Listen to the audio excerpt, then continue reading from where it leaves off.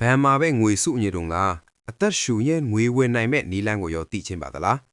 ဒီနေ့မှာတော့ဘန်မာငွေစုတာရွှေဝယ်စုတာနဲ့နီးစာမှာယင်းနှိညွတ်နတာကောင်းကျိုးဆိုးကျိုးတွေကိုရှင်းပြပေးသွားမှာပဲဖြစ်ပါတယ်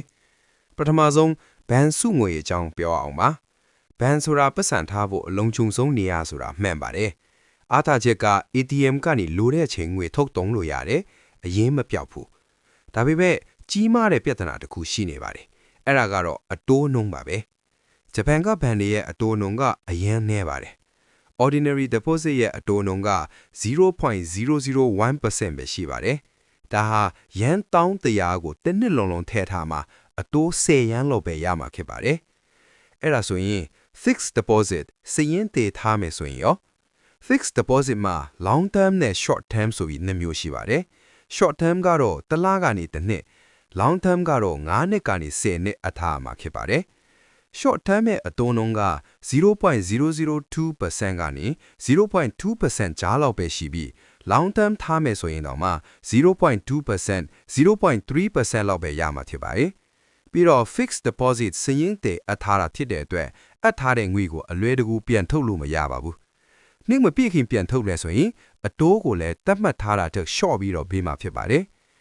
ဂျပန်အစိုးရရဲ့ inflation target ကုန်ဈေးနှုန်းတက်မဲ့နှုန်းက 2% ရှိပါတယ်။ဒါပေမဲ့ဘဏ်အတိုးက 0.3% အောက်ပဲရှိတဲ့အတွက်ဒီနှစ်ခုကြားကကွာဟချက်ကအရင်ကြီးမားနေပါတယ်။ဒီအချက်ကဘာကိုဖြစ်စေလဲဆိုတော့စက်ကြည့်အောင်ပါ။ဒါကတော့ inflation ကုန်ဈေးနှုန်းတက်ခြင်းကြောင့်ဖြစ်လာတဲ့ပြဿနာပါ။ဥပမာ2015ခုနှစ်တုန်းကပန်းတီတစ်လုံးကိုယန်100နဲ့ပေးရတယ်ဆိုရင်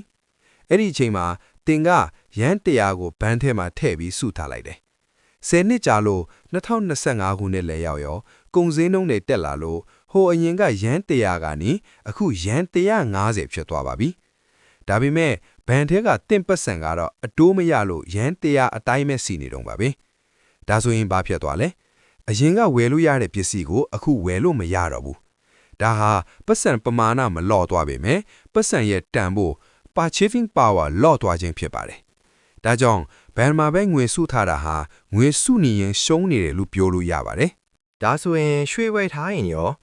ရွှေကတော့တန်ဖိုးထိန်းဖို့ကောင်းပါတယ်။အားသာချက်ကပတ်စံတန်ဖိုးကြရင်ရွှေစိမ်းတက်လေရှိလို့ခုနကပြောတဲ့ inflation တန်ကိုခံနိုင်ပါတယ်။အားနည်းချက်က